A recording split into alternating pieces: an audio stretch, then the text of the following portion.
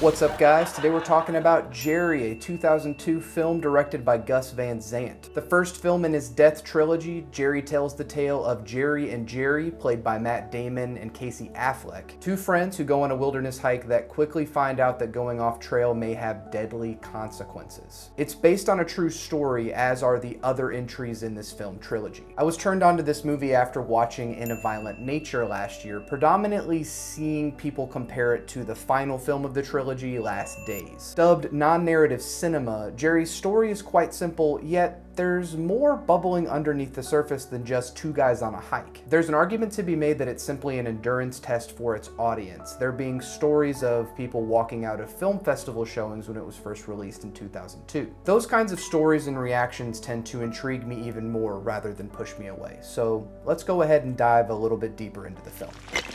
The slow meandering quality of In a Violent Nature left audiences polarized. Several of my close friends hated the movie, while I found it to be quite startling, sometimes breathtaking in its minimalist filmmaking. While the kills in the movie are quite maximalist, it's a movie that shares many traits with Gerry. Gerry and Gerry are two young guys who, for no reason presented to the audience, decide to go on a hike. There's no rhyme or reason for why they're there. There are long swaths of the movie where they say nothing at all, giving the plodding of their shoes full amplification in the sound mix. Clop, clop, clop, they go. Where are they going? It doesn't really matter. Nobody knows. They're walking, we're anxiously waiting for anything to happen. That's the point. While there isn't a lot of dialogue, the moments they do share are important to establishing their characters and shared history. They use their name, Gerry, not just as a name but as a slang term. Gerrying the rendezvous, for example. Gerry meaning to screw something up or ruin something contextually. Sometimes it's endearing, usually it's a put down. It's indicative of the ways that men often speak to each other, in harmlessly yet harmful teasing and comments that cut deeper than they may even be aware of. It's the kind of language one uses until they realize that things have gone too far and someone has gotten their feelings hurt, or worse. Cinematographer Harris Savides works wonders behind the camera, creating evocative imagery in nearly every frame. Death Valley never looked this good, but sinister and menacing all the same. Many of the speaking and non-speaking sections are intercut with gorgeous time-lapse footage, sometimes with music, sometimes with ambient sound in the mix. Time is passing, but we do not know exactly how much time is passing. It's dreamy, hypnotic. The lighting varies throughout the movie, which was distracting at first, but I felt that it added to the disorienting quality of what it can feel like to be on a hike with no apparent destination. It does often feel like the movie is implying a descent into madness or hell. The opening of the movie, in comparison, feels like an acceptance of fate, especially with the addition of Spiegel and Spiegel from composer Arvo Part. There is a horrific tranquility afoot. Once we know what happens in the movie's ending, looking back on the golden light coming in through the windshield of Gerry's car adds a heartbreaking quality to the assumed innocence carried between these two men. There is something going on between them, maybe a broken connection or an unbreakable bond. We can't know because the filmmakers choose not to linger on those things. I really found that aspect of Van Sant's storytelling and filmmaking compelling, not at all hand-holdy to the audience. This will be frustrating to many and overly boring to even more. Challenging, sure, but refreshing in its idiosyncratic approach. The sound design from Goro Koyama is triumphant as well. Perhaps this is more from filming in the desert with high winds, but the way the mics are almost at clippable amounts of gain and we get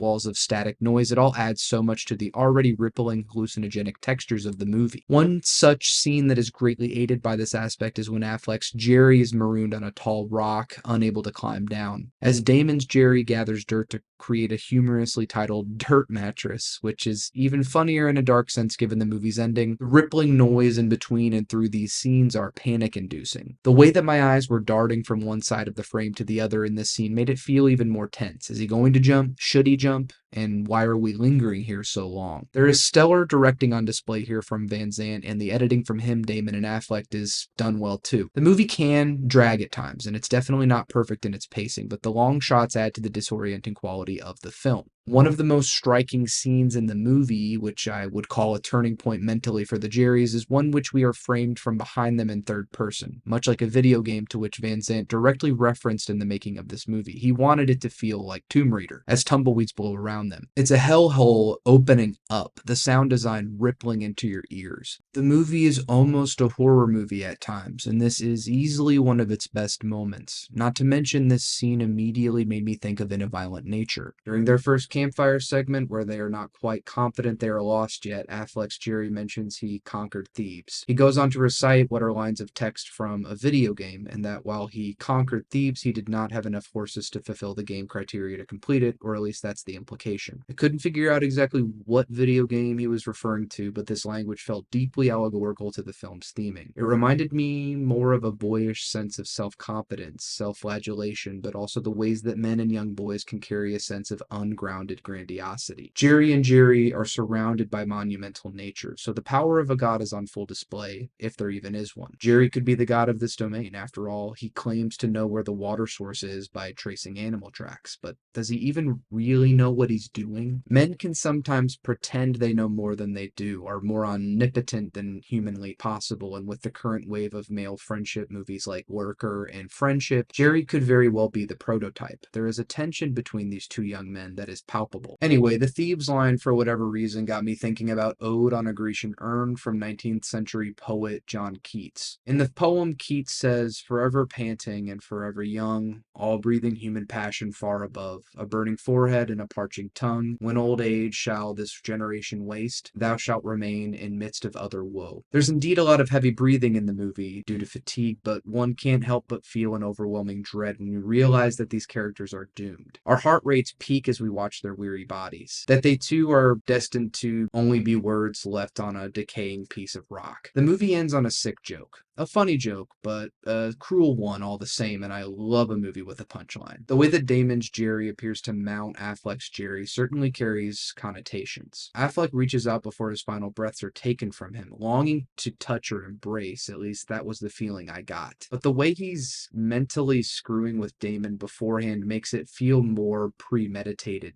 necessary. Throughout the film, Affleck's Gerry seems to look for the recognition and confidence from the other Gerry, though neither seem more or less self-assured. More so two bodies flailing out into their separate realities, hoping to find some kind of meaning in the rocky dunes. I'm not necessarily making a claim that the ending has a different kind of slant, but then when he awakes after almost dying, hallucinations riddling his body, he hears and then sees the rumblings of a highway they were looking for. From there, he walks on, getting picked up by a man and his son. He's in the backseat by the child, which I found interesting. Perhaps Damon's Gerry has yet to grow up, unable to leave his innocence behind after the cruel act he bestowed upon what the audience can only assume was his close or best friend. The movie places them in this kind of void of reality where their identity means nothing, and it's as if they could have never existed. As I mentioned in my review for Eddington, film is not always supposed to be comfortable. You may be called to skip Gerry entirely, or its particular flavor may pique your curiosity. Roger Ebert said this in his review of the film: "The brave and the curious. You embody the spirit of the man who first wondered what it would taste like to eat an oyster." Gerry taps into an element of cinema that is deeply important to me. That art cannot always be so easily digested, but if you're willing to take that first, intimidatingly slimy bite, it will open you up to a whole new world of sensation.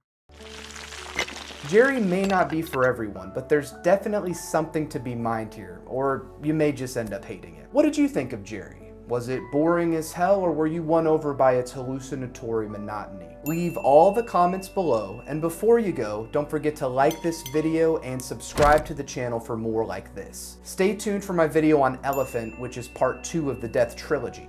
Until next time, peace out, Gerrys.